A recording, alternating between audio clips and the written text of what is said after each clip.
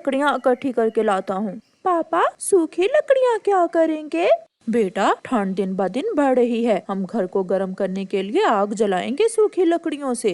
ये रहा आपका कुल्हाड़ा, अपना ध्यान रखना और शाम को जल्दी लौट आना। फिर पापा चिड़िया अपना कुल्हाड़ा लेकर घर से निकलता है। रास्ते में उसे कालू कौवा मिल जाता है। मानो मानो चिड़े, मुझे भी लकड़ियाँ लेने जाना है अपने लिए, मुझे भी अपने साथ ही लेते जाओ। मगर तुम्हारे पास कुल्हाड़ा तो है नहीं। यार, मैं तुम्हारे कुल्हाड़े से ही काट लूंगा। फिर कौवा पापा चिड़िया के साथ लकड़ियाँ लेने जाता है। घने जंगल में जाकर कालू कौवा एक जगह बैठ जाता है और पापा चिड़िया लकड़ियाँ काटने लगता है। पापा चिड़िया लकड़ियाँ काट काट कर एक जगह इकट्ठी कर रहा था। कालू कौवा आंख चुराकर पापा चिड़िया की काटी हुई लकड़ियाँ उठाता है और जल्दी से वहाँ से भाग जाता है। कालू कालू, कहाँ हो? लो कुल्हाड़ा लो और अपने लिए भी लकड़ियाँ काट लो। मगर कालू कौवा तो वहाँ से भाग गया था। कालू कालू, ये कालू कौवा कहाँ गया? अरे, मेरी लकड़ियाँ भी नहीं है, वो दुष्ट कौवा मेरी लकड़ियाँ चुरा कर ले गया। अब मुझे फिर से सारा काम करना होगा।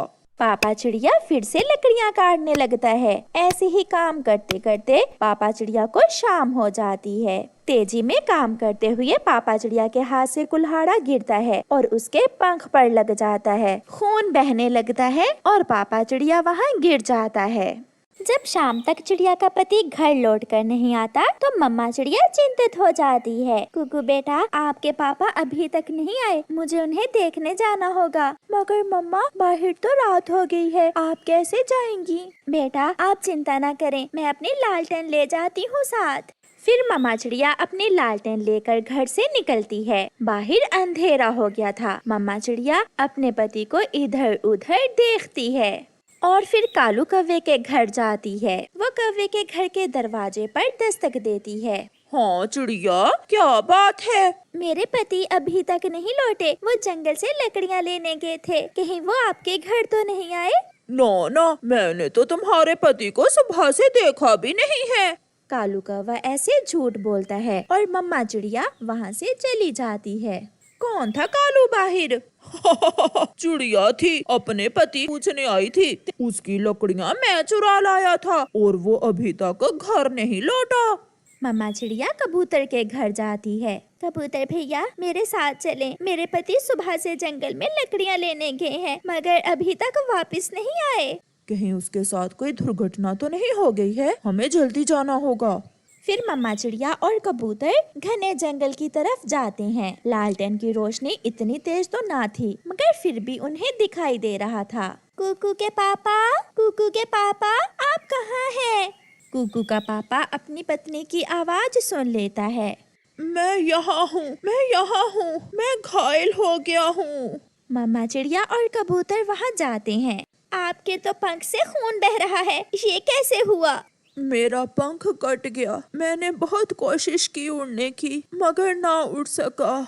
चिड़िया, ठंड बढ़ रही है, हमें किसी भी तरह तुम्हारे पति को यहाँ से घर लेकर जाना होगा। फिर मम्मा चिड़िया और कबूतर पापा चिड़िया को उठाते हैं और वापस होते हैं। अपने पापा को ऐसी हालत में देखकर कुकू रोने लग जाता है। क्या हुआ? मेरे पापा को क्या हुआ? मैं ठीक हूँ बेटा, बस थोड़ी चोट आई है। कबूतर भैया, आपका बहुत बहुत धन्यवाद, आपने मेरी बहुत मदद की। चिड़िया, मैं पड़ोसी हूँ आपका, पड़ोसी ही एक दूसरे के काम आते हैं। फिर कबूतर वहाँ से चला जाता है। फिर मम्मा चिड़िया पापा चिड़िया के पंख पर पट्टी बांध देती है। सुबह हो जाती है। अब घर का गुजारा कैसे होगा? मैं तो शायद अब कभी भी उड़ ना सकूं। आप चिंता ना करें, ऊपर वाला बेहतर ही करेगा। ऐसे ही कुछ दिन गुजर जाते हैं और फिर आहिस्ता आहिस्ता घर से सारा राशन खत्म हो जाता है। अब तो मम्मा चिड़िया भी बहुत परेशान हो गई थी। कुकू के गरम कपड़े और घर का राशन, ये सब कैसे होगा? मम्मा, हम कुछ पैसे किसी से उधार ले लेते हैं। नहीं बेटा, ऐसे मौसम में उधार कौन देगा? आप कुकू का ध्यान रखना, मैं माँ से मिलकर आती हूँ। मम्मा, मैं भी जाऊँगा नानों के पास। नहीं बेटा, ठंड है, आप घर में ही रहें।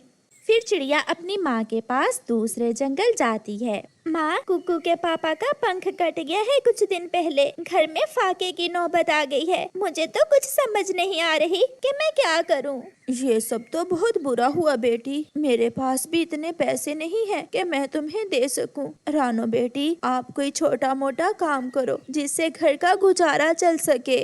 माँ, मैं गाजर का हलवा बहुत अच्छा बना लेती हूँ। क्यों ना मैं गाजर का हलवा बनाकर बेचने लगूं। हाँ बेटी, ऐसे ठंड के मौसम में गाजर का हलवा तो जरूर बिकेगा। और मैंने घर के पास ही खेत में गाजरें भी लगा रखी हैं। माँ, फिर तो काम आसान हो गया। मैं इसीलिए तो आपके पास आई थी। फिर मम्मा चिड़िया अपनी माँ के साथ घर के पास ही खेत में जाती है और वहाँ से कुछ गाजरें लेती है। माँ, अब मैं जाती हूँ। मेरी रेसिपी याद है ना बेटी? हाँ माँ, मैं वो रेसिपी कैसे भूल सकती हूँ। मम्मा चिड़िया वापिस होती है। घर आकर मम्मा चिड़िया चूल्हे पर कढ़ाई चढ़ाती है। मम्मा, मैं आपकी मदद करवाऊं? हाँ बेटा, आप ये बादाम साफ करें। लाइए, मैं गाजरें साफ करता हूँ और काट देता हूँ। फिर वो सारा परिवार मिलकर गाजर का हलवा बनाना शुरू करता है। कुछ ही देर में गाजर का हलवा तैयार हो जाता है। कुकू बेटा, अब हम दोनों ये गाजर का हलवा बेचने जाएंगे।